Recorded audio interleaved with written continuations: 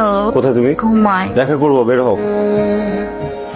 বাসা ওভেন কেন পাঠিয়েছে? কারণ তোমার বাসায় ওভেন ছিল না। আমার বাসায় অনেক কিছুই থাকে না, এটা তোমার বাসায় থাকে। জোর করে দায়িত্ব নিবা?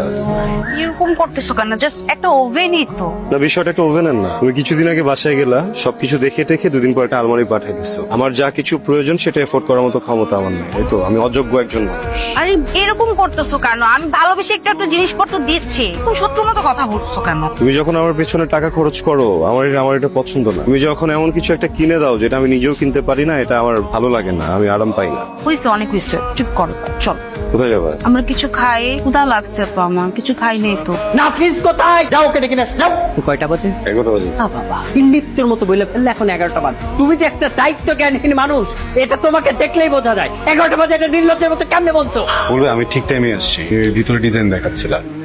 আমাদের টাইম লাইন কয়টায় বলবে? তোমার টাইমলাইন তুমি নিজে জানো না? বলেন না। 3টায়। এখন বাজে 11টা। আমার কাজ তো চলছে ভাইয়া, তাহলে আপনি চিৎকার করছেন? আহা, চিৎকার করবো না, উপর মহল থেকে চাপ আসছে, প্রতিটা টয়লেট আমার সুন্দর মতো বুঝাই দিতে হবে। ক্লায়েন্ট আমাকে প্রেশার দিচ্ছে, এভাবে চলতে পারে না।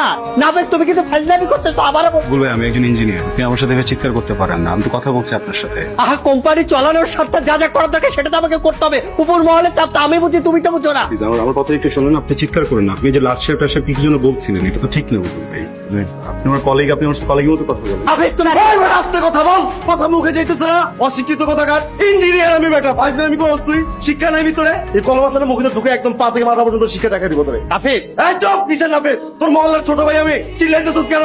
আমি তো চিল্লাইতে পারি, আমি চিল্লাইতেছি। মূর্খ কথাকার, দালাল একটা, সমস্যা কথা এগুলো মানুষরা। ও যদি কাজ না করে কারিতে চাপ দিতে, তোর বাপ বেশি কাজ করবে। আহা, কোম্পানি একদম চুপ। আমার ডিউটিটা ঠিক মতো না করতে পারলে তো সবকিছু আমি বুঝাইতে পারবো না। ভাবো তো চাকরি থাকবে না। কিসের চাকরি থাকবে না? কিসের লস হবে? কোম্পানি লস হবে? কোম্পানি লস হবে, কোম্পানিতে একটা লস হবে না। লস হবে তোর। তুই যে একটা বাটপার, তুই যে একটা দালাল, আমার মতো যতগুলো ইঞ্জিনিয়ার আছে সবার কাছ থেকে ডিজাইন করে নিজের নামে সাবমিট করতেছিস, এইগুলোর টাকা মেরে খাইতেছিস প্রত্যেকদিন। আর জানে কোম্পানি করবে না তোর চাকরি? আমার বাবা এত কষ্ট করে পড়া করে ইঞ্জিনিয়ার বানাইছে তোর মতো দালালের কথা শোনার জন্য না। নাফিস, তুমি কিন্তু ভুল বুঝতেছো, আমি আবারও বলে দিলাম কিন্তু।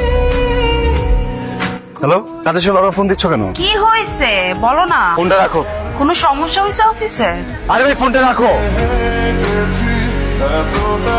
শামিন, একটু বাজে বিহেভ করে ফেলছি না? আমি খুবই সরি। আসলে ওই প্রজেক্ট ম্যানেজারের সাথে অফিসে খুবই বাজে রকম একটা সিন ক্রিয়েট হয়েছে। আমি চাকরি ছেড়ে দিয়েছি, বুঝছো? এর হচ্ছিলাম, এমন সময় তোমার ফোন আসছে, আমি তার রাগটাই তোমার উপরে। আমি খুবই সরি শামিন। ভাবো একবার, একটা চাকরির জন্য অখাদ্য কুখাদ্য একজন বস এসে আমাকে যাতা শোনাবে, তদারকি করবে, এটা তো মেনে না যায়। আমি তো অ্যাটলিস্ট মেনে নিতে পারি না, তাই না? আমি কাজটা করছি কাজের জন্য, আমি যদি কাজই না করি, কোনো কিছু দিয়ে তো আসলে লাভ নেই, তাহলে আমি কাজটা কেন করবো বলো? মন খারাপ তোমার? না, মন খারাপ হবে কেন? একটু বিরক্ত, কিন্তু তারপরও খুব স্বস্তি বোধ হচ্ছে, বুঝছো, যে ফাইনালি একটা সিদ্ধান্তে আসতে পেরেছে। ভাবছি একটা ফার্ম দিব, আর যদি দিতে না পারি তাহলে গ্রামে যে কৃষি কাজ করবো, চাষাবাদ করবো। আরে তুমি হাসতেছো কেন? আসলে মিন করে বললাম। না, ভালো ডিসিশন।